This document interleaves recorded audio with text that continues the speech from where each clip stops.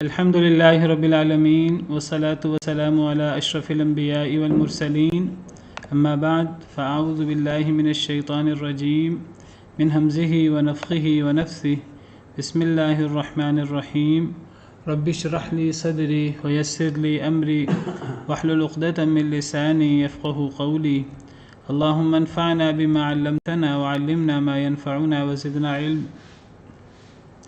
فبشر عباد الذين يستمعون القول فيتبعون أحسنه أولئك الذين هداهم الله وأولئك هم أولو الألباب أعوذ بالله من الشيطان الرجيم بسم الله الرحمن الرحيم ما يفعل الله بعذابكم إن شكرتم وآمنتم وكان الله شاكرا عليما ما يفعل الله بعذابكم کیا کرے گا اللہ تعالیٰ بعذابکم تمہیں عذاب دے کر ان شکرتم اگر تم شکر کرو وآمنتم اور اگر تم ایمان لاؤ وکان اللہ شاکرا علیما اور ہے اللہ تعالیٰ قدردان بہت جاننے والا۔ کیا کرے گا اللہ تعالیٰ تمہارے عذاب کے ساتھ اگر تم شکر کرو اور ایمان لاؤ، یعنی اللہ تعالیٰ کو انسانوں کو عذاب دے کر کوئی خوشی نہیں ہوتی۔ اللہ تعالیٰ انسانوں کو عذاب نہیں دینا چاہتے، اللہ تعالیٰ ہمیں سزائیں نہیں دینا چاہتے، اللہ نے بلا وجہ جہنم نہیں بنائی۔ اللہ کو ہمیں عذاب دے کر، انسانوں کو عذاب دے کر کیا ملے گا؟ اللہ کو کوئی اسے خوشی نہیں ہوتی، نہ اس سے اللہ کو کوئی فائدہ ہوتا ہے، بلکہ اللہ رب العالمین کو تو افسوس ہوتا ہے۔ اللہ تو چاہتے ہیں کہ اللہ کا ہر بندہ وہ نعمتیں حاصل کرے، اللہ کا ہر بندہ وہ جنت میں جائے، اللہ تو چاہتے ہیں، اور اللہ نے اسی لیے شریعت نازل کی ہے، اور اللہ تعالیٰ نے اسی لیے ہمیں اپنے احکامات دیے ہیں، اللہ نے اسی لیے ہمارے سامنے حق اور باطل واضح کر دیا ہے۔ تو اللہ تعالیٰ کبھی کسی کو عذاب نہیں دینا چاہتے۔ اللہ کا عذاب یہ اللہ کا ارادہ کونیہ ہے، اللہ نے عذاب رکھا ہوا جو نہ مانے اس کے لیے، اللہ چاہتے نہیں ہیں کہ اللہ عذاب دیں۔ اللہ کا جو ارادہ شرعی ہے، اللہ کی جو مرضی اور خوشی ہے، وہ تو یہ ہے کہ سارے ہی جنت میں چلے جائیں، سارے ہی مومن ہو جائیں، سارے ہی نیک لوگ بن جائیں۔ لیکن اللہ نے جو اختیار دے دیا، وہ سارے تب نیک بنیں گے جب اللہ تعالیٰ جبراً سب کو جبر کریں اور سب مسلمان ہو جائیں۔ جس طرح باقی تمام مخلوقات ان کے پاس اپنا اختیار نہیں ہے، تو وہ کوئی اللہ کی نافرمانی نہیں کر سکتا۔ اللہ نے زمین و آسمان کو فرمایا تھا ایتی یا طوعا او کرہا، کہ آ جاؤ، خوشی سے آؤ یا ناخوشی سے تمہیں آنا پڑے گا۔ لیکن اللہ نے انسان کو اس طرح پابند نہیں کیا دیگر مخلوقات کی طرح، انسانوں اور جنوں کو اللہ نے اختیار دیا ہے۔ اب یہ اللہ کا ارادہ کونیہ ہے، یہ اللہ کی مرضی نہیں ہے۔ تو جب اللہ نے اختیار دیا ہے، تو اب اگر کوئی اللہ کے عذاب کا شکار ہوتا ہے، اگر کوئی جہنم میں جائے گا، تو اللہ کو اس سے خوشی نہیں ہوتی۔ تو اللہ فرما رہے ہیں کہ اللہ کو تمہیں عذاب دے کر کوئی خوشی نہیں ہوتی، اللہ تو چاہتے ہیں کہ تم سب اللہ کی نعمتیں حاصل کرو اور تم سب اللہ کی جنت میں، نعمتوں والی جنت میں داخل ہو، لیکن اس کے لیے تمہیں کیا کرنا پڑے گا؟ اس کے لیے تمہیں شکر کرنا پڑے گا اور تمہیں ایمان لانا پڑے گا۔ ہاں، اگر تم شکر نہ کرو، تم ایمان نہ لاؤ، اور پھر تم امیدیں لگا لو جھوٹی کہ اللہ معاف کر دیں گے، ہم تو آخری امت میں شامل ہیں، ہم تو پیارے نبی صلی اللہ علیہ وسلم کی امت میں ہیں، اگر ہم گناہ بھی کریں گے، کفر و شرک بھی کریں گے، اللہ کے ساتھ جنگ بھی کریں گے، تو پھر بھی ہمارے لیے یہ جنت ہے۔ تو پھر یہ وہ دھوکے ہیں جن میں ہمیں شیطان نے مبتلا کیا ہوا ہے۔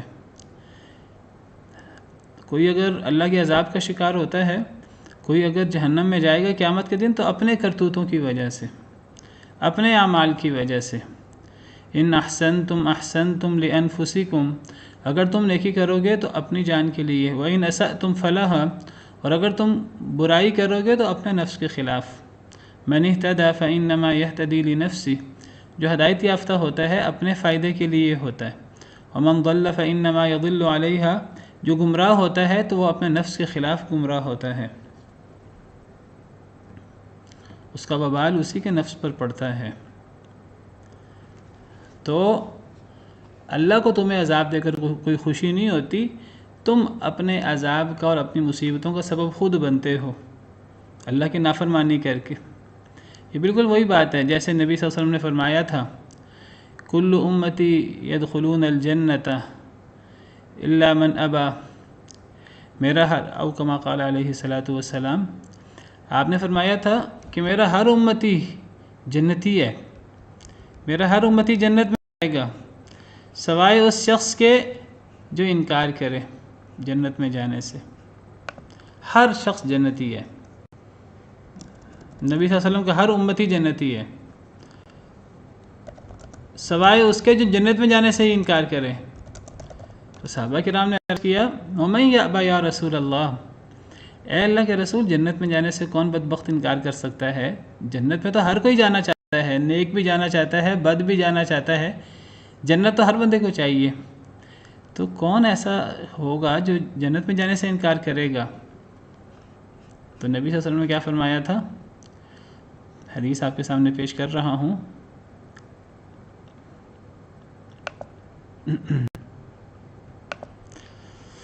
جی آپ نے فرمایا کل امتی یدخل الجنۃ الا من ابا، میرا ہر امتی جنتی ہے سوائے اس کے جو انکار کرے۔ تو صحابہ کرام نے عرض کیا، ومن یأبی یا رسول اللہ، اے اللہ کے رسول انکار کون کرے گا جنت میں جانے سے؟ تو آپ نے فرمایا من عصانی فقد ابا۔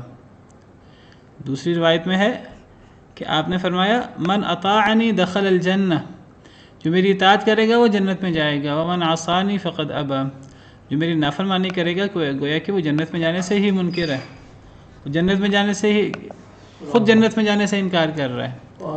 اللہ کو کوئی خوشی نہیں ہے کہ اللہ تعالیٰ کسی کو اللہ جہنم میں بھیجے، اللہ کو اس کی کوئی خوشی نہیں ہوتی۔ اللہ تو ہم سے، ہمارے ماں سے اور ہر چیز سے زیادہ اللہ ہم سے محبت کرتے ہیں۔ تو یہی بات یہاں اللہ تعالیٰ، یہی حقیقت اللہ بیان فرما رہے ہیں۔ اور دیکھیے یہ کتنی آیت، کیسی آیت ہے جس میں اللہ کی محبت انسان کے ساتھ اور اللہ کا تعلق انسان کے ساتھ ظاہر ہو رہا ہے کہ انسان اپنا دشمن خود نہ بنے، انسان ایمان لائے اور شکر کرے تو اللہ کو عذاب دے کر کیا ملے گا؟ اللہ تو خوش ہوتے ہیں کہ انسان اللہ کی نعمتیں حاصل کرے اور انسان جو ہے وہ نعمتوں میں زندگی گزارے، اللہ کو تو خوشی ہوتی ہے۔ بلکہ اللہ تو فرماتے ہیں وَأَمَّا بِنِعْمَةِ رَبِّكَ فَحَدِّثْ، کہ اپنے رب کی نعمت کو تم بیان کیا کرو۔ حدیث مبارکہ میں آپ نے فرمایا، نبی صلی اللہ علیہ وسلم نے، کہ ان اللہ یحب ان یرا اثر نعمته علی عبدہ، او کما قال علیہ الصلوۃ والسلام، اللہ تعالیٰ کو یہ بات اچھی لگتی ہے کہ اللہ کی نعمت کے اثرات اللہ کے بندوں پر نظر آئیں۔ تو اگر اللہ کسی پر انعام کرتے ہیں، کسی پر نعمت کرتے ہیں دنیا میں، تو اللہ کو اس نعمت کرنے میں کوئی تکلیف نہیں ہوتی۔ بس اللہ یہ چاہتے ہیں کہ میرا بندہ نعمتوں کے اندر متکبر نہ بن جائے، فرعون نہ بن جائے، قارون نہ بن جائے، فخر میں مبتلا نہ ہو جائے قارون کی طرح۔ قارون کو اللہ نے بڑی دولت دی تھی لیکن وہ متکبر بن گیا، اس نے کہا یہ ساری نعمتیں میں نے اپنی محنت سے حاصل کی ہیں، یہ ساری میری صلاحیت ہے، اور اس نے اللہ کی نافرمانی اور سرکشی شروع کر دی۔ اور اکثر لوگ ایسے ہی کرتے ہیں کہ جب ان پر اللہ کی نعمتیں زیادہ ہوتی ہیں، جب اللہ ان کو زیادہ غنی کرتے ہیں تو لوگ سرکش ہونا شروع ہو جاتے ہیں۔ سورہ علق میں اللہ تعالیٰ فرماتے ہیں کلا ان الانسان لیطغی ان رآہ استغنی، ہرگز نہیں، بے شک انسان البتہ سرکش ہو جاتا ہے، ان رآہ استغنی، جب وہ اپنے آپ کو غنی پاتا ہے۔ دوسری آیت میں اللہ فرماتے ہیں وَإِذَا أَنْعَمْنَا عَلَى الْإِنسَانِ أَعْرَضَ وَنَأَى بِجَانِبِهِ، جب ہم انسان پر انعام کرتے ہیں تو انسان منہ موڑ لیتا ہے، تکبر شروع کر دیتا ہے، وَنَأَى بِجَانِبِهِ، اپنے پہلو کے بل جھک جاتا ہے، تکبر مراد ہے۔ تو اللہ چاہتے ہیں کہ اللہ کی نعمتیں ہوں انسان پر، انسان اللہ کی نعمتیں استعمال کرے، لیکن وہ اللہ کی نعمتوں کا شکریہ ادا کرے تاکہ وہ مزید اللہ کی نعمتوں کا مستحق بن سکے، کیونکہ جو شخص اللہ کی نعمتوں کا شکریہ ادا کرے گا تو وہی شخص اللہ کی مزید نعمتوں کا مستحق ہوگا۔ اگر کوئی شخص اللہ کی نعمتوں کا شکریہ ادا نہیں کرے گا، وہ نعمتوں کی وجہ سے فرعون بن جائے گا، شداد بن جائے گا، قارون بن جائے گا، وہ اللہ ہونے کے، معبود ہونے کے دعوے شروع کر دے گا فرعون کی طرح، انا ربکم الاعلی۔ تو پھر آپ بتائیے، تو پھر اللہ تعالیٰ مزید نعمتیں تو نہیں دیں گے، پھر تو اللہ تعالیٰ نعمتیں چھین لیں گے تاکہ اسے ٹھوکر لگے۔ اللہ تعالیٰ فرماتے ہیں وَإِذْ تَأَذَّنَ رَبُّكُمْ لَئِن شَكَرْتُمْ لَأَزِيدَنَّكُمْ، تمہارے رب نے اعلان کر دیا کہ اگر تم شکر کرو گے تو میں تمہیں ضرور زیادہ دوں گا، وَلَئِن كَفَرْتُمْ إِنَّ عَذَابِي لَشَدِيدٌ، اور البتہ اگر تم ناشکری کرو گے تو پھر میرا عذاب بڑا سخت ہے۔ تو اللہ کا عذاب کب آتا ہے؟ جب انسان شکر نہ کرے، تو جب انسان ناشکری کرے۔ اسی لیے یہاں فرمایا کہ کیا کرے گا اللہ تمہیں عذاب دے کر؟ اللہ کو تمہیں عذاب دے کر کوئی خوشی ہوگی؟ کبھی بھی نہیں۔ ان شکرتم، اگر تم شکر کرو تو، وآمنتم، اور ایمان لاؤ۔ شکر کرنے سے کیا مراد ہے؟ جی شکر سے کیا مراد ہے؟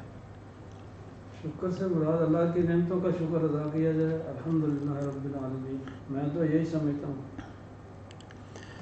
شکر سے مراد کہ آپ کو ایمان ملا، اسلام ملا۔ شکر کا کیا مطلب ہے؟ نعمت نہیں، اللہ تمہیں عذاب دے کر کیا کرے گا اگر تم شکر کرو تو؟ کیا مطلب ہوا شکر کا؟ اس کا مطلب صرف زبان سے شکر نہیں ہے۔ اگر ایک بندہ زبان سے الحمدللہ کہتا رہے اور ساتھ ساتھ تکبر کرتا رہے، ایک بندہ زبان سے اللہ کا شکر ادا کرتا رہے، نماز نہ پڑھے، شکر نہ ہوگا نا، تو پھر اس کا مطلب صرف الحمدللہ کہنا شکر نہیں ہے۔ نہیں، تو شکر، پھر میں وہی کہہ رہا ہوں، شکر کیا ہے؟ عملی طور پہ یعنی اس کو ذات کرے، اس کا عمل، اللہ کی نعمتوں کا اعتراف دل سے۔ وعلیکم السلام ورحمۃ اللہ۔ جی میرے خیال سے اس کا مطلب ہے کہ دل سے شکر بھی کرے اور عبادت بھی کرے، جس طرح سورہ فاتحہ اسٹارٹ ہوتی ہے الحمدللہ رب العالمین، کہ اس کے بعد پھر انسان اللہ کی معرفت کرتا ہے، یعنی کہ اللہ کو پہچانتا ہے اور پھر اب بنتا ہے شکر اس معنوں میں۔ صحیح ہے، بالکل ٹھیک کہا گوہر بھائی نے کہ شکر سے مراد صرف زبان کا شکر نہیں ہے، زبان کا شکر بھی شکر ہوتا ہے۔ شکر سے مراد انسان کا رواں اللہ کا شکر گزار ہو، انسان زبان سے اللہ کا شکر ادا کرے، انسان عمل سے اللہ کا شکر ادا کرے، انسان اللہ کی عبادت کر کے اللہ کا شکر ادا کرے، انسان اللہ کا حکم مان کر اللہ کا شکر ادا کرے۔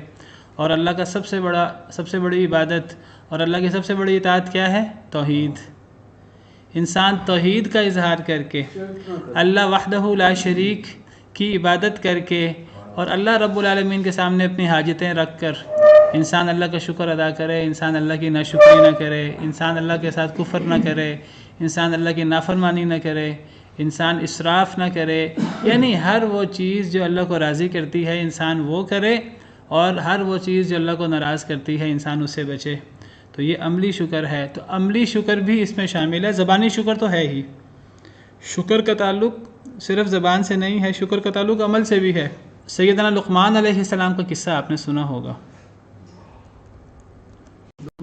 حضرت لقمان علیہ السلام کا۔ تو حضرت لقمان نے اپنے بیٹے کو اللہ کا شکر ادا کرنے کی نصیحت کی تھی۔ میں آپ سے عرض کروں کہ اصل عقل مندی یہ ہے کہ انسان اللہ کا شکر ادا کرے، اس سے بڑی عقل مندی کوئی نہیں ہے، اس سے بڑی عبادت کوئی نہیں ہے۔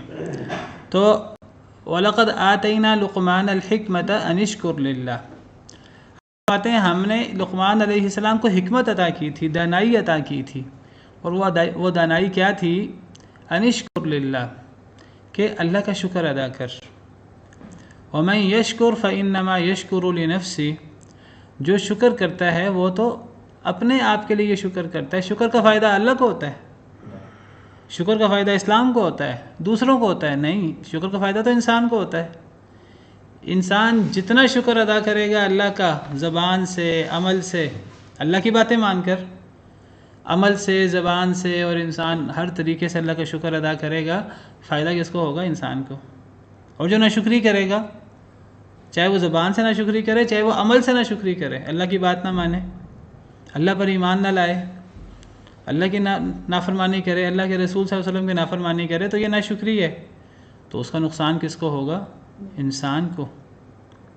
تو سب سے بڑی دانائی، سب سے بڑی عقل مندی کیا ہے؟ لقمان کو لقمان حکیم کیوں کہتے ہیں؟ کہ وہ اللہ نے انہیں دانائی عطا کی تھی کہ اللہ کا شکر ادا کر. انہیں یہ بات سمجھ آ گئی تھی وَمَن يَشْكُرْ فَإِنَّمَا يَشْكُرُ لِنَفْسِهِ، جو شکر کرتا ہے وہ اپنے نفس کے لیے کرتا ہے. وَمَن كَفَرَ، اور جو ناشکری کرتا ہے، فَإِنَّ اللَّهَ غَنِيٌّ حَمِيدٌ، تو اللہ تعالیٰ بے نیاز ہے، اللہ تعریف کیا گیا. اللہ کو تو ہماری تعریف کی، ہماری عبادت کی، ہمارے سجدوں کی بھی ضرورت نہیں ہے. اللہ کو کوئی ضرورت نہیں ہے. اللہ کی بادشاہت میں کوئی اضافہ نہیں ہوتا ہماری عبادت سے، ہمارے شکر سے. ہاں اللہ کو خوشی ضرور ہوتی ہے ہماری عبادت، ہمارے شکر سے. لیکن اگر ہم اللہ کی عبادت نہ کریں تو اس سے اللہ کو کوئی نقصان نہیں ہے. اللہ کی تعریف کرنے والے اتنے ہیں کہ ہم تصور نہیں کر سکتے، شمار نہیں کر سکتے. تو حضرت لقمان علیہ السلام کا قصہ بیان کرتے ہوئے اللہ نے فرمایا ہے کہ ان کی سب سے بڑی دانائی شکر تھا. پھر حضرت لقمان نے اپنے بیٹے کو کیا نصیحت کی؟ جو اللہ نے ان کو دانائی عطا کی تھی، اپنے بیٹے کو پہلی نصیحت کی کہ اے میرے بیٹے، اللہ کے ساتھ شرک نہ کرنا. تو شرک کیا ہوا؟ یہ سب سے بڑی ناشکری ہوئی، یہ سب سے بڑی ناشکری ہے. اور اس کے بالمقابل توحید، یہ کیا ہوئی؟ یہ اللہ کا سب سے بڑا شکر ہوا، عملی شکر. سب سے بڑا شکر عمل کا ہوتا ہے. یہ بھی میں آپ کو عرض کروں، منافقت ہے، اللہ معاف کرے. بہت سی چیزیں ہیں ہم سمجھتے بڑی نیکی ہے، اور وہ منافقت ہوتی ہے کہ انسان زبان سے ایک چیز کا اظہار کرے اور عمل اس کے مطابق نہ ہو. دیکھیے، ایک انسان زبان سے کہے کہ میں مومن ہوں، میں اللہ پر ایمان رکھتا ہوں اور آخرت پر ایمان رکھتا ہوں، عمل سے وہ نہ اللہ کی بات مانے، اس کا عمل ایسا ہو ہی نہ کہ آخرت کی کامیابی کے لیے وہ نماز پڑھے، زکوٰۃ دے، روزہ رکھے، حج کرے، اخلاق سے پیش آئے مسلمانوں کے ساتھ، وہ یہ کام کرے ہی نہ. زبان سے کہتا رہے کہ میں ایمان والا ہوں. کیا کہیں گے اس کو؟ یہ منافق ہے. وَمِنَ النَّاسِ مَن يَقُولُ آمَنَّا بِاللَّهِ وَبِالْيَوْمِ الْآخِرِ وَمَا هُمْ بِمُؤْمِنِينَ. ایسے لوگ بھی ہیں لوگوں میں سے جو کہتے ہیں ہم اللہ پر ایمان لائے، آخرت پر ایمان لائے. اللہ فرماتے ہیں یہ مومن نہیں ہے، حالانکہ یہ صرف زبان سے دعویٰ کر رہے ہیں. بالکل اسی طرح ایک شکر بھی ہوتا ہے. انسان زبان سے شکر ادا کرتا ہے لیکن عمل سے شکر ادا نہیں کرتا. زبان سے کہتا ہے کہ جی اللہ کا شکر ہے، لیکن عمل نہ نماز پڑھتا ہے، نہ وہ اللہ رسول کی بات مانتا ہے. کاروبار کے اندر، گھر بار کے اندر، اپنے معاملات کے اندر وہ اللہ کا شکر ادا نہیں کرتا، اللہ کی بات نہیں مانتا. تو یہ بھی تو آپ سمجھیے قول و فعل کا تضاد ہے. تو شکر یہ زبان کا بھی ہوتا ہے اور عمل کا بھی ہوتا ہے. سب سے بڑا شکر توحید، اور سب سے بڑی ناشکری اللہ کے ساتھ شرک. اور پھر اگلی چیزیں والدین کے ساتھ حسن سلوک، یہ بھی شکر ہے. یہ ساری آگے شکر کی صورتیں ہیں. پھر آگے حضرت لقمان نے اپنے بیٹے کو نصیحت کی کہ نماز قائم کر، نیکی کا حکم دے، برائی سے روک، صبر کر، اور لوگوں کے سامنے تکبر نہ کرنا، اپنے گال نہ پھلا لینا، اکڑ کر چلنا نہ، اپنی چال میں میانہ روی اختیار کرنا، اونچی آواز سے بات نہ کرنا. یہ ساری چیزیں عملی شکر ہیں.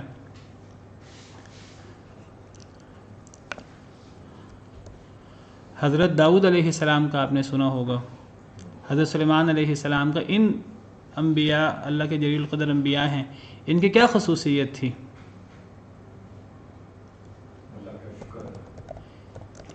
ان کی خصوصیت یہ تھی کہ اللہ نے انہیں بڑی نعمتیں دی تھی دنیا کی. تو یہی ہم یہاں پڑھ رہے ہیں کہ اللہ کو نعمتیں دیتے ہوئے کوئی تکلیف نہیں ہوتی. یہ بہت بڑا مغالطہ ہے ہمارا، شیطان کا وسوسہ ہے کہ شاید اللہ کو ہمیں خوش دیکھ کر اللہ کو خوشی نہیں ہوتی. اللہ چاہتے ہیں کہ ہم خوش نہ ہوں؟ ہرگز نہیں. کوئی باپ کوئی ماں اپنے بچوں کو خوش دیکھ کر کیا ناراض ہوں گے؟ جب ایک باپ اور ماں اپنے بچوں کو خوش دیکھ کر خوش ہوتے ہیں اور چاہتے ہیں ہمارے بچے خوش رہیں، تو اللہ رب العالمین تو ہمارے خالق ہیں. ماں باپ سے کتنے گنا زیادہ اللہ تعالیٰ ہم سے محبت کرنے والے ہیں. اللہ نے تو ہمیں پیدا کیا ہے، تو اللہ کیوں ناراض ہوں گے ہمیں خوش دیکھ کر؟ ہمیں ناخوش دیکھ کر ہمیں خوش دیکھ کر اللہ کبھی بھی ناراض نہیں ہوں گے.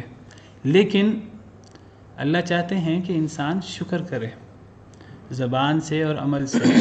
پھر انسان جو ہے وہ جتنی نعمتیں چاہے انسان نعمتیں حاصل کرے. اب دیکھیے سیدنا داؤد علیہ السلام کی میں نے بات کی، اللہ نے انہیں خلافت عطا کی تھی. اللہ نے ایسی خلافت عطا کی، مضبوط خلافت.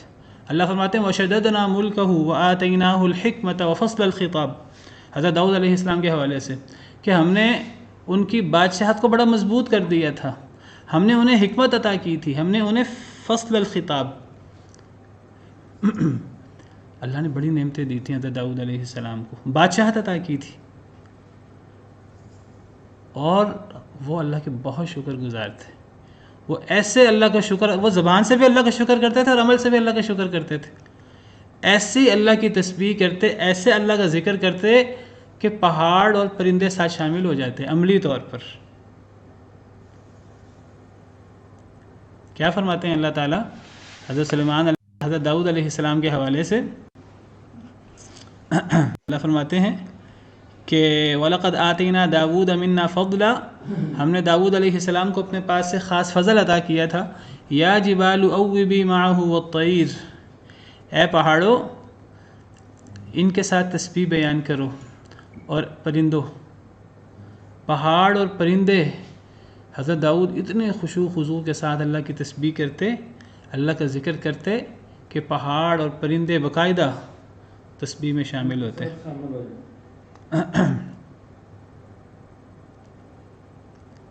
وَاذْكُرْ عَبْدَنَا دَاوُودَ ذَا الْأَيْدِ إِنَّهُ أَوَّابٌ إِنَّا سَخَّرْنَا الْجِبَالَ مَعَهُ يُسَبِّحْنَ بِالْعَشِيِّ وَالْإِشْرَاقِ وَالطَّيْرَ مَحْشُورًا كُلٌّ لَهُ أَوَّابٌ. اللہ فرماتے ہیں ہم نے پہاڑوں کو مسخر کر دیا تھا داؤد علیہ السلام کے ساتھ، وہ حضرت داؤد علیہ السلام کے ساتھ صبح شام اللہ کی تسبیح کرتے تھے. وَالطَّيْرَ مَحْشُورًا، اور پرندے بھی اکٹھے ہو کر. كُلٌّ لَهُ أَوَّابٌ، سب اللہ کے فرما بردار تھے. صرف زبان سے اللہ کا شکر ادا کرتے نہیں.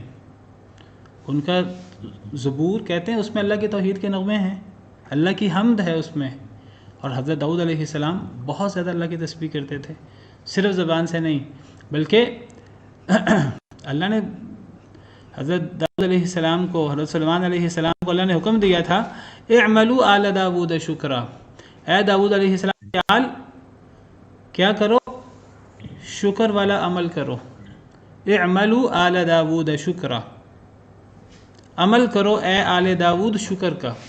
پتہ لگا کہ عملی شکر ہوتا ہے، صرف زبانی شکر نہیں ہوتا، زبانی شکر کے ساتھ عملی شکر ہوتا ہے. تو اے داؤد کی آل، اے داؤد، اے سلیمان علیہ السلام، آپ کو اللہ نے بہت نعمتیں دی ہیں. اب آپ کو کیا کرنا ہے؟ آپ کو ان نعمتوں کا عملی شکر ادا کرنا ہے، قولی شکر بھی ادا کرنا ہے، عملی شکر بھی ادا کرنا ہے. اور پھر اللہ کے ان جلیل القدر انبیاء نے شکر کی انتہا کی، پھر اللہ رب العالمین کا شکر کیا بہت زیادہ. آپ کو پتہ بہترین نماز وہ کس کی نماز ہے؟ حضرت داؤد علیہ السلام کی. دن کی نماز نہیں، رات کی نماز. حدیث میں آتا ہے، صحیح بخاری کی حدیث ہے کہ بہترین رات کی نماز داؤد علیہ السلام کی نماز ہے. کیسے؟ وہ کیسے نماز پڑھتے تھے؟ وہ آدھی رات سوتے تھے اور 1/3 رات اللہ کی عبادت کرتے تھے، اور پھر رات کا آخری حصہ پھر وہ جو چھٹا حصہ ہوتا ہے وہ پھر دوبارہ سو جاتے تھے. بہرحال حضرت داؤد علیہ السلام کی نماز وہ بھی صحیح بخاری کی حدیث ہے، مجھے اس کے الفاظ اس وقت یاد نہیں ہے. یہاں اب روزے کا ذکر ہے. حضرت داؤد علیہ السلام کی نماز بھی بہترین نماز ہے، اور حضرت داؤد علیہ السلام کا روزہ بھی بہترین روزہ ہے. یہ روزے کا ذکر تو یہ حدیث میرے سامنے آ گئی ہے. آپ نے فرمایا نبی صلی اللہ علیہ وسلم نے کہ داؤد علیہ السلام والا روزہ رکھا کرو. وہ کیا روزہ ہے داؤد علیہ السلام کا؟ جس کو صوم داؤدی کہتے ہیں. کانا یصوم یومن و یفطر یومن. کہ داؤد علیہ السلام ایک دن روزہ رکھتے تھے اور ایک دن روزہ چھوڑتے تھے. جب کبھی دشمن سے ملاقات ہوتی کبھی پیٹھ نہیں پھیرتے تھے. یہ بھی شکر میں شامل ہے کیونکہ اللہ کی اطاعت ہے. اللہ کی بات ماننا یہ بھی شکر ہے. اللہ کے نافرمانی کرنا یہ ناشکری ہے. اور پھر ان کی نماز کیا تھی؟ ان کی نماز جیسے میں نے ذکر کیا کہ ایک تہائی رات، پہلی آدھی رات وہ سوتے تھے، ایک تہائی رات وہ عبادت کرتے تھے، اور پھر آخری رات کا چھٹا حصہ دوبارہ سو جاتے تھے. تو یہ حضرت داؤد علیہ السلام کی نماز ہے اور یہ حضرت داؤد علیہ السلام کا روزہ ہے. اور پھر آپ دیکھیے کہ حضرت سلیمان علیہ السلام، ان پہ اللہ کی بڑی نعمتیں تھیں. اللہ کو نعمتیں دیتے ہوئے اللہ کو کوئی تکلیف نہیں ہوتی، بلکہ اللہ خوش ہوتے ہیں کہ انسان اللہ کی نعمتیں استعمال کرے. لیکن اللہ نعمتیں اس لیے چھین لیتے ہیں اور اللہ اس لیے ٹھوکر لگاتے ہیں جب انسان شکر ادا نہیں کرتا. جب انسان شکر ادا کرے اللہ مزید نعمتیں دیتے ہیں، اور جب انسان شکر ادا نہ کرے تو اللہ ٹھوکر لگانے کے لیے اللہ نعمتیں چھین لیتے ہیں. یہ بھی ہمارے فائدے کے لیے ہوتا ہے. تو اسی لیے یہاں فرمایا کہ اللہ تمہیں عذاب دے کر کیا کریں گے اگر تم شکر کرو. یہاں قولی شکر بھی مراد ہے اور یہاں عملی شکر بھی مراد ہے. اسی لیے آگے فرمایا وآمنتم، اور تم ایمان لاؤ. ایک بندہ کہے جی میں اللہ کا بڑا شکر ادا کرتا ہوں، زبان سے بھی عمل سے بھی اچھے کام کرنے کی کوشش کرتا ہوں، لیکن وہ بندہ مومن نہ ہو، بندہ ہو ہی کافر. تو سب سے بڑا شکر ایمان لانا، سب سے بڑا شکر توحید، سب سے بڑا شکر نبی صلی اللہ علیہ وسلم کی اطاعت، سب سے بڑا شکر نماز. یعنی جو ہمارے دین کی بنیادی پلرز ہیں وہ سب سے بڑے شکر ہیں. وہ بندہ شکر گزاری نہیں ہے جو مومن نہیں ہے، جو ایمان نہیں لاتا اللہ پر اور نبی کریم صلی اللہ علیہ وسلم پر اور جن چیزوں پر اللہ نے ایمان لانے کا حکم دیا ہے، تو بندہ شکر گزار نہیں ہے. ایک بندہ کہے کہ جی میں یہودی رہتے رہتے میں زبان سے بھی شکر ادا کرتا ہوں، عمل سے بھی شکر ادا کرتا ہوں، کوئی شکر نہیں ہے. ایک بندہ کافر رہتے رہتے کہ میں جی شکر ادا کرتا ہوں، یہ کوئی شکر نہیں ہے. شکر زبان کا ہوتا ہے، عمل کا ہوتا ہے، ایمان کے ساتھ ہوتا ہے، اللہ کی باتوں کو مان کر ہوتا ہے. جن جن چیزوں کو اللہ نے زیادہ اہمیت دی ہے وہ چیزیں پہلے کرنا اور ترتیب کے ساتھ. وَكَانَ اللَّهُ شَاكِرًا عَلِيمًا، اگر کوئی شکر کرے گا، ایمان لائے گا تو ہے اللہ تعالیٰ قدردان، علیمہ جاننے والا. اللہ تعالیٰ انسان کے عمل کی قدر کرتے ہیں. اگر کوئی شکر گزار ہو، کوئی ایمان لائے، تو اللہ کبھی ایسے بندے کو ضائع ہونے دیں گے؟ کبھی ضائع نہیں ہونے دیں گے. کبھی اللہ ایسے بندے کو پر ناراض ہوں گے؟ کبھی ناراض نہیں ہوں گے. اللہ تو اس پر ناراض ہوتے ہیں جو اللہ کی ناشکری کرے. جو کوئی شکر کرے گا، ایمان لائے گا، تو اللہ قدر کرنے والے ہیں. اللہ تو اتنی قدر کرتے ہیں ایمان لانے والے کی کہ اگر دیکھیے کہاں اللہ رب العالمین، کہاں عاجز انسان، اللہ کے سامنے کیا حیثیت ہے انسان کی. لیکن دیکھیں جب یہ انسان اللہ کو یاد کرتا ہے، جب اللہ کا شکر ادا کرتا ہے، جب اللہ کا ذکر کرتا ہے، ذکر بھی تو شکر ہے نا، جب اللہ کو یاد کرتا ہے تو وہ آسمان و زمین کا رب اس بندے کو یاد کرتا ہے. اللہ رب العالمین پھر اسے یاد کرتے ہیں. تو کتنی بڑی قدردانی ہے. ہم اگر کسی کو یاد کریں، کسی عہدے دار کو، کسی حکمران کو، ہمیں کبھی یاد نہیں کرتا. اس کے پاس وقت ہی نہیں ہے دوسروں کے لیے. جو جتنا بڑا ہے وہ اتنا بے نیاز ہے اس کو. لیکن اللہ رب العالمین تب بے نیاز ہیں جب ہم اللہ سے بے نیازی کریں. اگر ہم اللہ کے قریب ہونا چاہیں، اگر ہم اللہ کا ذکر کریں، اگر ہم اللہ کا شکر کریں، تو فَاذْكُرُونِي أَذْكُرْكُمْ وَاشْكُرُوا لِي وَلَا تَكْفُرُونَ. تم میرا ذکر کرو، میں تمہارا ذکر کروں گا، میں تمہیں یاد کروں گا. وَاشْكُرُوا لِي وَلَا تَكْفُرُونَ، میرا شکر کرو، میری ناشکری نہ کرنا. جب کوئی بندہ اللہ کا ذکر اپنے دل میں کرتا ہے، اللہ اس کا ذکر اللہ اس کو اپنے دل میں یاد کرتے ہیں. وہ زمین و آسمان کا رب، عرش عظیم کا رب. اور جب کوئی شخص اللہ کو ایک مجلس میں یاد کرتا ہے، اللہ اس سے بہتر مجلس میں اسے یاد کرتے ہیں. تو اللہ تو بڑے قدردان ہیں. اچھا، یہ شکر کا لفظ یہاں پیچھے آیا تو ہم نے معنی شکر کیا، زبانی اور عملی. اور جب یہ اللہ کے لیے آیا تو پھر اس کا کیا معنی کیا ہم نے؟ یہ شاکرن بھی تو شکر سے ہی ہے. اس کا کیا معنی ہوگا؟ شاکر کا قدردان میں نے معنی کیا. یہاں میں نے معنی قدردان کیوں کیا؟ پیچھے میں نے معنی شکر کیوں کیا؟ وہاں ہم معنی قدردان کر لیں. اللہ تمہیں عذاب دے کر کیا کرے گا اگر تم قدردانی کرو گے. وہاں شکر معنی کر رہے ہیں اور یہاں شکر اور شاکر، وہ جو شکر ہے وہ فعل ماضی ہے ادھر، اور یہاں شاکر اسم فاعل ہے. روٹ تو ایک ہی ہے، روٹ تو ایک ہی ہے، تو جب روٹ ایک ہی ہے تو معنی بھی تو ایک ہونا چاہیے. استاذ محترم جیسے آپ نے توبہ کے بارے میں بتایا کہ اگر بندے کی طرف اس کی وہ ہو تو وہ یہ ہے کہ وہ توبہ کرنے والا ہے، اور اگر اللہ تعالیٰ کی طرف ہو تو توبہ قبول کرنے والا ہے. جی بالکل بالکل ٹھیک. اصل میں توبہ کا اصل مطلب کیا ہے؟ توبہ کا اصل مطلب رجوع کرنا. تو بندے کا رجوع کیا ہے کہ بندہ اگر اس سے کمی کوتاہی ہو جائے تو بندہ اللہ کی طرف رجوع کرے. کیا مطلب؟ اللہ سے توبہ طائب ہو جائے، اللہ سے معافی مانگے. اور اللہ کا رجوع کرنا کیا ہے کہ اللہ توبہ قبول کرے. توبہ کا اصل مطلب قبول کرنا. اسی طرح بالکل آپ نے اچھی مثال دی، بالکل ایسے ہی ہے. یہاں اصل میں شکر آیت کے شروع میں مخلوق کے لیے استعمال ہوا ہے اور آیت کے آخر میں اللہ کے لیے استعمال ہوا ہے. تو جب یہ مخلوق کے لیے استعمال ہوگا تو اس کا معنی ہم کریں گے شکر کرنا، چاہے زبان سے ہو چاہے عمل سے ہو. اور جب یہ اللہ کے لیے استعمال ہو تو اس کا مطلب شکر کرنا نہیں کریں گے. اللہ کو شکر کرنے کی کیا ضرورت ہے؟ تب ہم کریں گے قدردانی کرنا. بلکہ میں آپ کو بتاؤں شکر کا اصل مطلب ہے ہی قدردانی. شکر جس طرح میں نے کہا کہ توبہ کا اصل مطلب رجوع کرنا ہے. بندے کے لیے ہو تو وہ گناہ کی اللہ سے معافی مانگنا، یہ بندے کا رجوع ہے. اور اللہ کا رجوع کیا ہے کہ اللہ توبہ قبول کرے باقاعدہ. اللہ توبہ کرتے نہیں، اللہ کو توبہ کرنے کی کیا ضرورت ہے؟ توبہ تو وہ کرے جو گناہ گار ہے، اللہ معاف کرے. تو اللہ کو تو توبہ کرنے کی ضرورت نہیں ہے، اللہ توبہ قبول کرتے ہیں. اللہ کا رجوع یہ ہے. اسی طرح شکر کا اصل مطلب ہے قدردانی. بندے کی قدردانی کیا ہے؟ میں قدر کروں کسی کی. میری قدر کیا ہے؟ میں ناقص ہوں، میں بندہ ہوں، عاجز ہوں اللہ کا. میری قدردانی یہ ہے کہ اللہ کی نعمتوں کی قدردانی کرتے ہوئے اللہ کا شکر ادا کروں. یہ میری قدردانی ہے.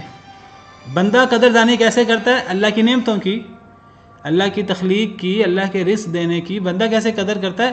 بندہ زبان سے اور عمل سے شکر کرتا ہے. یہ بندے کی قدردانی ہے. اور اللہ کی قدردانی یہ نہیں اللہ شکر ادا کرے. اللہ کی قدردانی کیا ہے کہ اللہ وہ جو ہم شکر کریں اس شکر کو قبول کر لے، اس شکر پر انعام دے. اللہ وہ بندہ شکر کرے تو اللہ بندے کو مزید نعمتیں دے. تو یہ اللہ کی قدردانی ہے. اس لیے جب ہم بندے کے لیے اس کا استعمال کریں گے تو ہم کہیں گے شکر کرنا. اور یہ بھی قدردانی ہے اللہ کی نعمتوں کی. اور جب اللہ کے لیے اسے استعمال کریں گے تو تب ہم اس کا مطلب کریں گے. اور ہے اللہ تعالیٰ قدردان. قدردان کا کیا مطلب ہے؟ یہاں شکر کرنا معنی نہیں ہوگا. یہاں معنی کیا ہوگا؟ قدردانی سے مراد کیا ہوگی کہ جو انسان نے شکر کیا ہے اللہ اس شکر کو بڑی محبت کے ساتھ، بڑی پیار کے ساتھ قبول کرتے ہوئے اللہ مزید دے. اللہ دنیا میں نعمتیں نشاور کرے، اپنا قرب عطا کرے، اللہ آخرت میں جنت عطا کرے. یہ ہے قدردانی. یہ بالکل اس طرح ہے جیسے توبہ کی بات ہوئی، بالکل اس طرح جیسے صلاۃ کی بات ہوتی ہے. صلاۃ رحمت بھیجنا یا رحمت کی دعا کرنا. جب مخلوق کے لیے استعمال ہو تو رحمت کی دعا کرنا، جب خالق کے لیے استعمال ہو تو رحمت بھیجنا. ٹھیک ہے جی.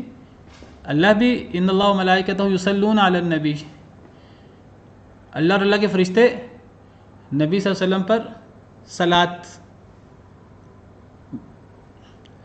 کا لفظ استعمال ہوا ہے. اب مخلوق کے لیے صلاۃ کا لفظ ہو، ایمان والوں کو بھی حکم ہے کہ ایمان والے بھی صلاۃ پڑھیں. اب لوگوں کا صلاۃ پڑھنا کیا ہے؟ صلاۃ اور سلام وہ یہ ہے کہ لوگ نبی کریم صلی اللہ علیہ وسلم پر رحمت کی دعا کریں. نبی کریم صلی اللہ علیہ وسلم کے لیے اللہ سے آپ پہ سلام بھیجیں. اللہ کا صلاۃ یہ نہیں ہے. اللہ تو رحمت کی دعا نہیں کرتے. اللہ کو کیسے دعا کرنی ہے؟ اللہ کا صلاۃ کیا ہوگا؟ اللہ رحمت بھیجیں باقاعدہ. لوگوں کا صلاۃ یہ ہوگا کہ لوگ دعا کریں کہ اے اللہ تعالیٰ اپنے نبی پر رحمت بھیج. یعنی ہماری صلاۃ کیا ہے نبی صلی اللہ علیہ وسلم کے لیے؟ ہم اللہ سے دعا کریں اے اللہ تعالیٰ نبی صلی اللہ علیہ وسلم پر رحمتیں بھیجیں. اللہ کا صلاۃ یہ نہیں ہے کہ اللہ دعا کریں کہ رحمت بھیجیں. اللہ کا صلاۃ یہ ہے کہ اللہ تعالیٰ باقاعدہ رحمت بھیجیں. تو ہیں اللہ تعالیٰ قدردان جاننے والے. آپ کو پتہ ہے کہ حضرت نوح علیہ السلام کے بارے میں اللہ نے فرمایا انہ کان عبدا شکورا. قرآن میں حضرت نوح علیہ السلام کے حوالے سے ہے کہ حضرت نوح بڑے شکر گزار تھے. کیا شکر تھا ان کا؟ ان کا شکر یہ تھا، بعض روایات میں آتا ہے کہ وہ جب کھانا کھاتے تھے تو اللہ کا شکر ادا کرتے تھے، جب پانی پیتے تھے تو اللہ کا شکر ادا کرتے تھے. تو شکر زبانی بھی ہوتا ہے اور شکر عملی بھی ہوتا ہے. دونوں انداز سے شکر ہوتا ہے. اور جب انسان اللہ کا حقیقی شکر ادا کرے، زبان سے ادا کرے، عمل سے ادا کرے، بعض دفعہ ایک عمل انسان کو اندازہ نہیں ہوتا، ہم بعض اعمال کو چھوٹا سمجھتے ہیں. اگر حدیث میں آتا ہے کہ اللہ کو خوشی ہوتی ہے کہ جب ایک انسان کوئی لقمہ کھائے تو الحمدللہ کہ، جب کوئی پانی کا گھونٹ پیے تو الحمدللہ کہ، یعنی انسان جتنے پانی کے گھونٹ پیے اتنی دفعہ الحمدللہ کہ، جتنے لقمے کھائے کھانے کے اتنا الحمدللہ کہ. اور بعض حدیث میں تو یہاں تک ہے کہ جب ایک انسان کھانا کھاتا ہے اور کھانا کھانے کے بعد اللہ کا شکر ادا کرتا ہے، الحمدللہ الذی اطعمنی ھذا ورزقنیہ من غیر حول منی ولا قوہ، کہ تمام تعریفیں اس ذات کی جس نے مجھے کھانا کھلایا اور مجھے یہ رزق دیا، جس میں میری محنت اور میری کوشش اس میں شامل نہیں ہے، یہ در حقیقت اللہ رب العالمین کا انعام ہے. جب ایک انسان یہ دعا پڑھتا ہے تو حدیث میں آتا ہے اللہ اتنے خوش ہوتے ہیں کہ اللہ اس انسان کے پچھلے سارے گناہ معاف کر دیتے ہیں، پچھلے سارے گناہ معاف ہو جاتے ہیں. اور جب ایک انسان جب کپڑے پہنتا ہے اور پھر یہ دعا پڑھتا ہے الحمدللہ الذی کسانی ھذا ورزقنیہ من غیر حول منی ولا قوہ، اللہ کا شکر ادا کرتا ہے کہ یہ میرا کمال نہیں ہے، میں نے مال نہیں کمایا، یہ اللہ کی توفیق ہے. تو جب انسان اس کو اللہ کی طرف نسبت کرتا ہے تو اللہ اتنے خوش ہوتے ہیں، اللہ اس کے پچھلے سارے گناہ معاف کر دیتے ہیں. صحیح حدیث ہے. ہاں جی، اللہ پچھلے سارے گناہ معاف کر دیتے ہیں. تو اس لیے شکر زبان سے ہو چاہے عمل سے، ہلکا نہیں سمجھنا چاہیے شکر کو. شکر کے چھوٹے سے عمل کو ہلکا نہیں سمجھنا چاہیے.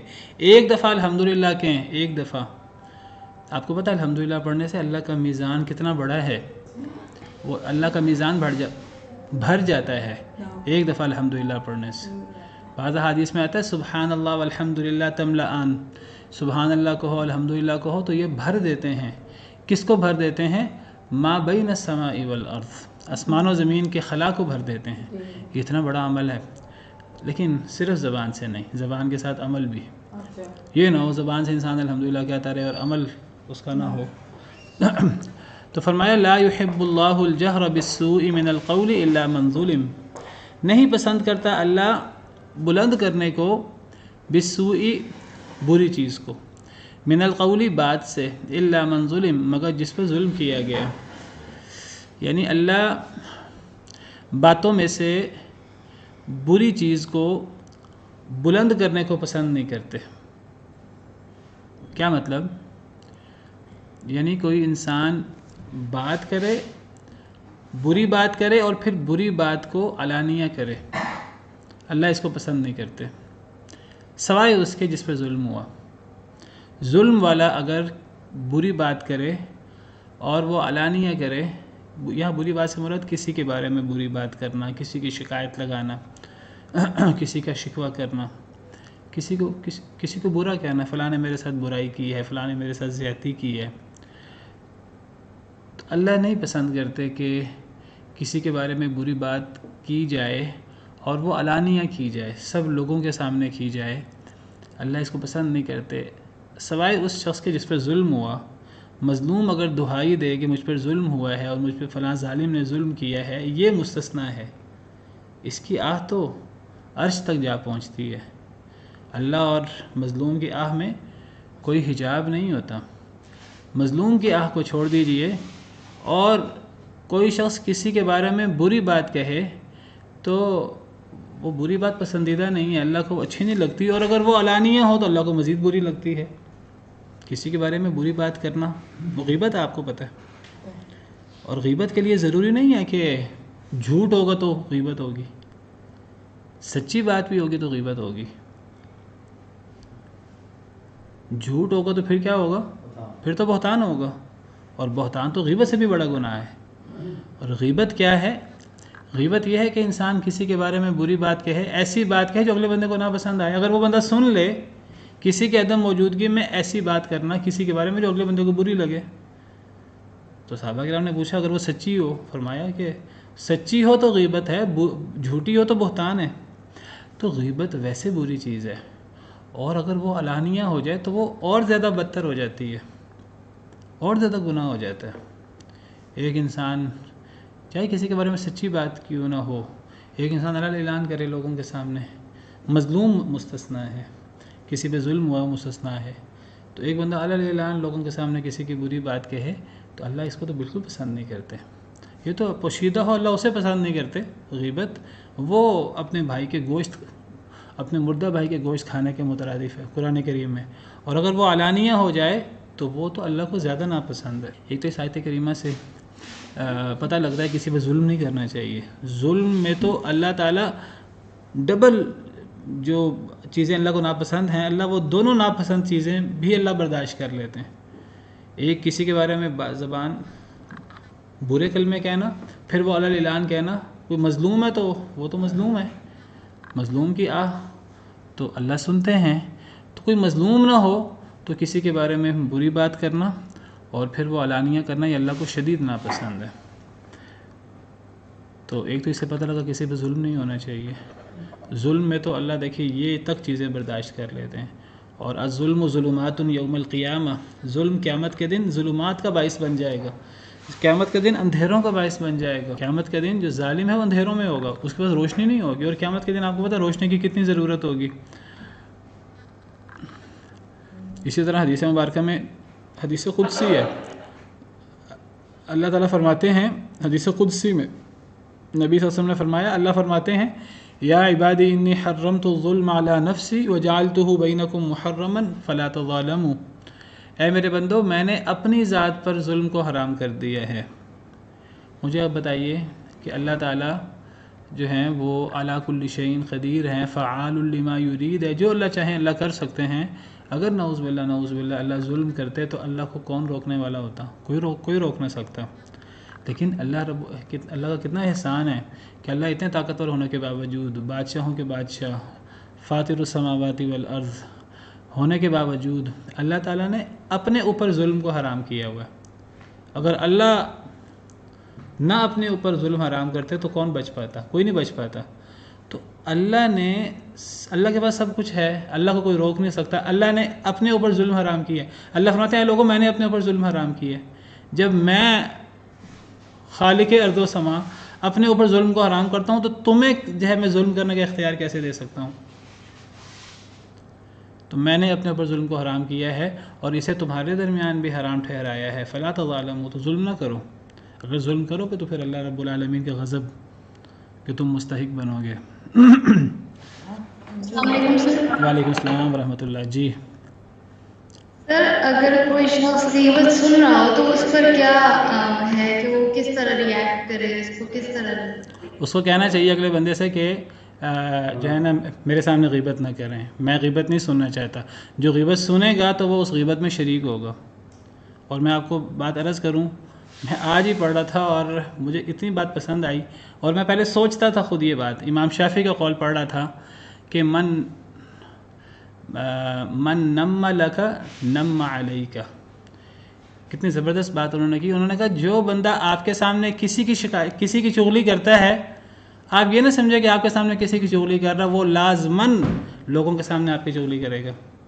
جو بندہ آپ کے سامنے چغلی کرتا ہے، آپ بڑے شوق سے سن رہے ہیں کہ جی وہ تو دوسرے کی برائی میرے سامنے بیان کر رہا ہے، وہ بندہ اصل میں چغلی کرنے کا عادی ہے۔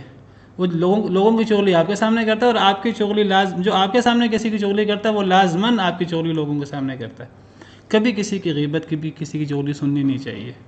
اور جو بندہ سنے گا، چاہے آگے سے خاموش ہو جائے، چاہے وہ آگے سے اس چغلی میں باقاعدہ شریک ہو جائے، لوگ شریک ہو جاتے ہیں، اللہ معاف کرے، تو جو شریک ہے وہ تو ویسے ہی چغل خور ہے اور وہ ویسے ہی غیبت کرنے والا ہے، اور جو آگے سے انکار نہ کرے اور آگے سے چپ ہو جائے تو وہ بھی ساتھ شریک ہو گیا، اس کو منع کرنا چاہیے۔ محترم، چغلی اور غیبت میں کوئی فرق ہے؟ چغلی غیبت ایک ہی چیز ہے، کسی کی شکایت کرنا، تو وہ بعض جگہوں پر شکایت ہو سکتی ہے، اس کی بعض آداب ہیں۔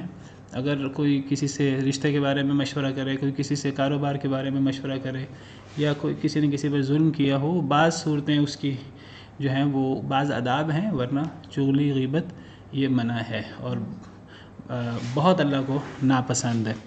تو ایک تو یہاں ظلم کا مذمت پتہ لگا، نمبر 2 پتہ لگا کہ اللہ کو برے اعمال جو ہیں، ناپسندیدہ اعمال، وہ اللہ کو ناپسند ہیں، اگر وہ پوشیدہ ہوں پھر بھی اللہ کو ناپسند ہیں، اور اگر وہ علانیہ ہو جائیں تو اللہ کو زیادہ ناپسند ہو جاتے ہیں۔ تو اس سے پتہ لگا کہ ایک گناہ ہوتا ہے۔ جی کریں بات۔ السلام علیکم. وعلیکم جی سر، وہ نا پچھلے دنوں میں نے ایک ویڈیو دیکھی تھی یوتھ کلب کی طرف سے. وہ کہہ رہے تھے کہ جو عورت مارچ گزرا ہے اس میں عورت مارچ والوں میں مطالبہ یہ بھی تھا کہ پاکستانی قانون کے اندر 2 شکیں موجود ہیں جن کو ختم کیا جائے. اور وہ شکیں جو تھیں وہ اس طرح تھیں کہ کسی کو کے اوپر الزام لگانا یا کسی کو اعلان جو ہے نا اس کو ڈیفیم کرنا، مطلب اس کے بارے میں برا بھلا کہنا جو ہے نا وہ جائز نہیں ہے اس قانون میں. تو عورت مارچ کا مطالبہ یہ تھا کہ کیونکہ مرد اس کو جو ہے نا عورتوں میں الزام لگاتے ہیں، لہٰذا ان شکوں کو ختم کیا جائے تاکہ عورتیں جو ہے نا ان الزامات سے بچ سکیں.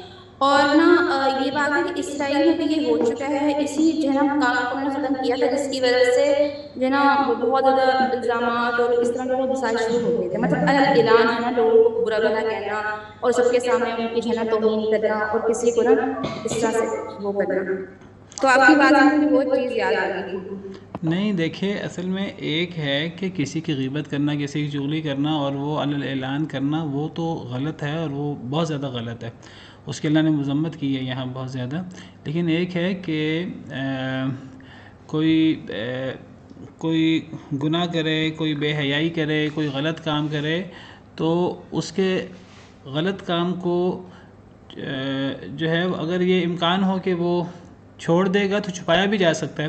لیکن اگر یہ امکان ہو کہ وہ نہیں چھوڑے گا اور وہ مجرم بنے گا تو پھر جو ہے کسی کے غلط کام کو لوگوں کے سامنے نہیں بیان کرنا چاہیے، اس کے غلط کام کو ایسی جگہ پر بیان کرنا چاہیے جہاں اصلاح ہے.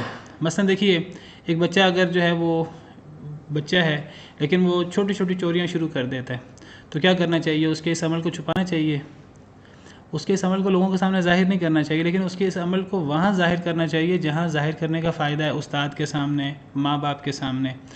اسی طرح اگر ایک مجرم ہے، وہ مجرم چوری کرتا ہے اور وہ جو ہے غلط کام کرتا ہے تو اس کے کام کو چھپانا چاہیے. جو کسی کے برا کام چھپاتا ہے اللہ اس کے قیامت کے دن اس کے برے عمل چھپائیں گے. لیکن اگر چھپانے سے وہ شخص عادی مجرم بن رہا ہے تب اس کے عمل کو لوگوں کے سامنے نہیں ظاہر کرنا چاہیے. لوگوں کے سامنے ظاہر کرنے کا فائدہ نہیں ہے، اس کے عمل کو ان جگہوں پر ظاہر کرنا چاہیے جہاں ظاہر کرنے کا فائدہ ہے، محکموں کے پاس، عدالت میں اور پولیس کے پاس جا کر. تو اگر یہ کہنا کہ جی کسی کی برائی کو اور کسی کی فحاشی کو تو ظاہر کرنا ہی نہیں چاہیے تو پھر گویا کہ پھر انسان جو چاہے کرے. تو دیکھیے یہ جو عورت مارچ والے اور جو اس قسم کے لوگ ہیں غلط ذہن والے، یہ بعض دفعہ ایسے الفاظ استعمال کرتے ہیں جس سے لگتا ہے کہ ان کا مقصد بڑا نیک ہے، لیکن وہ اصل میں وہ جو کہا تھا کہ جی کلمۃ حق ارید بها الباطل، بعض دفعہ کوئی شخص کلمہ حق کہہ کے اسے باطل چیز مراد لے رہا ہوتا ہے. آپ کو پتہ ہے سیدنا علی رضی اللہ عنہ کے خلاف وہ جو خارجی اٹھے تھے تو انہوں نے کہا تھا کہ اللہ کے علاوہ کسی کا فیصلہ نہیں چلے گا. اصل میں ہوا کیا کہ جب جنگ ہو رہی تھی تو حضرت علی اور امیر معاویہ رضی اللہ عنہما وارضاہما دونوں ہمارے لیے قابل احترام ہیں. تو جب جنگ ہو رہی تھی تو یہ کچھ لوگوں نے کہا کہ جنگ بندی ہونی چاہیے، کچھ یہاں سے لوگ مقرر کر لیے جائیں، کچھ یہاں سے لوگ مقرر کر لیے جائیں اور وہ جنگ رکوائیں اور وہ کچھ یہاں کے نمائندہ کچھ یہاں کے نمائندہ ہوں، ان کے پاس اختیار ہو. تو کچھ لوگوں نے پروپیگنڈا کیا، انہوں نے کہا نہیں اللہ کے علاوہ کسی کا اختیار نہیں ہے، لا حکم الا للہ. تو سیدنا علی نے یہ کس نے کہا تھا؟ کلمۃ حق ارید بها الباطل، کلمہ حق ہے، یہ تو قرآن کے الفاظ ہیں، ان الحکم الا للہ، اور یہ قرآن کے الفاظ کا مفہوم ہے، لیکن وہ اس کلمہ حق سے غلط مراد لے رہے تھے. تو یہ جو اس قسم کے لوگ ہیں بعض دفعہ وہ ظاہراً کلمہ حق کہہ رہے ہوتے ہیں، اس سے مراد غلط چیز لے رہے ہوتے ہیں. تو بلا وجہ کسی کی بات کو اچھالنا، کسی کی چغلی، کسی کی غیبت، وہ بالکل بھی جائز نہیں ہے. لیکن کوئی شخص جرم کی طرف جا رہا ہو تو اس کی بات کرنا تو وہ آداب ہیں، وہ آپ کو بھی پتہ ہے. تو وہ ایسے لوگ ماں باپ کے پاس اور محکمہ کے پاس جا کر بتانا کوئی عادی مجرم بن رہا ہے تو یہ بہت بڑی خدمت ہے.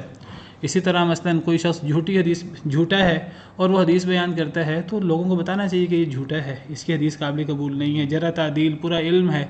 تو بہرحال تو میں یہاں اصل میں ٹائم ہمارا ختم ہو گیا ہے، لیکن میں صرف اشارہ کرنا چاہ رہا تھا ایک بات کی طرف، وہ یہ کہ ایک ہوتا ہے برا عمل جیسے چغلی اور غیبت، اور ایک ہے کہ وہ عمل چوری چھپے کیا جائے وہ بھی برا ہے، اور پھر جب وہ علانیہ کیا جائے، جہر کے ساتھ کیا جائے تو وہ اللہ کو زیادہ ناپسند ہوتا ہے.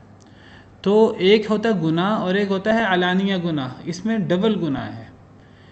اس کے بارے میں حدیث مبارکہ ہے کہ نبی صلی اللہ علیہ وسلم کا ارشاد ہے، صحیح بخاری کی حدیث ہے، آپ نے فرمایا کل امتی معافن الا المجاہرین، میرا ہر امتی اس کو معافی مل سکتی ہے، توبہ کے بغیر بھی اللہ چاہے تو معاف کر دے، اسے معافی مل سکتی ہے ہر امتی کو، الا المجاہرین، سوائے ان لوگوں کے جو گناہ کر کے اس کا اعلان کرتے ہیں، علانیہ گناہ کرتے ہیں. اور آپ نے فرمایا وَإِنَّ مِنَ الْمَجَانَةِ، بعض روایت میں وَإِنَّ مِنَ الْمُجَاهَرَةِ، اعلان کرنے سے کیا مراد ہے؟ ان یعمل الرجل باللیل عملا، ایک بندہ رات کو ایک عمل کرتا ہے گناہ والا، ثم یصبح، پھر صبح کرتا ہے، وقد سترہ اللہ، اللہ نے اس کا یہ عمل چھپا لیا تھا، لوگوں کو پتہ نہیں لگا. فیقول، لیکن وہ کہے یا فلان، اے فلان، عملت البارحہ کذا وکذا، میں نے رات یہ گناہ کیا. وقد بات یسترہ ربہ، اللہ نے تو اس کا گناہ چھپا لیا تھا. ویصبح یکشف ستر اللہ عنہ، وہ صبح کر رہا ہے اور اللہ کا جو اللہ نے چھپا لیا تھا اس کا عمل، وہ اللہ کے پردے کو چاک کر رہا ہے. تو کتنی بڑی بدبختی ہے کہ اللہ ایک بندے کا عمل چھپا لے اور وہ اس بندے کو شرم ہو یا ہی نہ ہو، وہ لوگوں کے سامنے اعلان کرتا پھرے کہ میں نے یہ کیا، میں نے یہ کیا، میں نے شراب پی، میں نے یہ کیا. علل اعلان ہے گناہ کا اعلان کرے. تو گناہ کرنا بھی ایک بہت بڑا گناہ ہے، اور گناہ کا اعلان اتنا بڑا گناہ ہے کہ توبہ کی توفیق پھر اللہ معاف ہی نہیں کرتے ایسے بندے کو جو علل اعلان گناہ کریں. تو اس آیت کریمہ سے ایک تو بری بات، برا قول اس کی مذمت ہوتی ہے، اور پھر برا قول علانیہ کہنے کی مذمت ہوتی ہے. اللہ برے قول کو علانیہ کرنے کو کبھی ناپسند نہیں کرتے، سوائے اس شخص کے جس پر ظلم ہو. تو یہ حدیث مبارکہ بھی اسی کی تائید میں ہے. تو آپ کو پتہ ہے آج کل فحاشی اور یہ چیزیں عام ہو رہی ہیں، اور اس میں لوگ جو ہیں وہ علل اعلان، وہ مرد عورت غیر محرم، وہ ایک دوسرے سے پیار و محبت کا اظہار کر رہے ہیں، اور ایک دوسرے سے دوستی کا اظہار کر رہے ہیں، اور ایک دوسرے کو ٹچ کر رہے ہیں، غیر محرم ایک دوسرے کو حق کر رہے ہیں، اللہ معاف کرے. اور سب لوگوں کے سامنے جو ہیں وہ گناہ بھی کر رہے ہیں، خفیہ دوستی اور گناہ کر کے پھر اس کا اعلان بھی کر رہے ہیں لوگوں کے سامنے، اور پھر وہ کہہ رہے ہیں کہ ہم کیا کر رہے ہیں. تو گناہ کرنا اور گناہ کا اعلان، گناہ کرنا الگ جرم ہے. ممکن ہے کہ اگر ایک انسان ایک جرم کی پرواہ نہ کرے، اللہ ایک جرم پر کسی کی پکڑ کر لے. شیطان نے ایک جرم کیا تھا، سیدنا آدم علیہ السلام سے ایک غلطی ہوئی تھی، اللہ نے جنت سے اتار دیا تھا. کسی گناہ کو ہلکا نہ سمجھیے، اور پھر گناہ کر کے اس کا اعلان کرنا اور اس کے اوپر پیشمانی کا کسی کو پیشمانی نہ ہو، تو یہ پھر ناقابل معافی گناہ ہو جاتا ہے، اور اس کی سزا بہت زیادہ ہو جاتی ہے.